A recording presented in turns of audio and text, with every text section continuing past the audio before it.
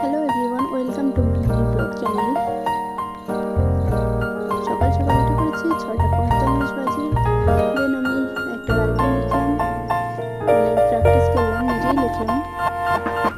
মোটামুটি ঠিক হয়েছে না ভুল হয়েছে জানি না, মোটামুটি একটু কারেকশন করতে হবে। তারপর আমি ইংলিশ আমার টেক্সট একটা পড়া কমপ্লিট ছিল, ওটা আমি এমসিকিউ প্র্যাকটিস করে নিলাম।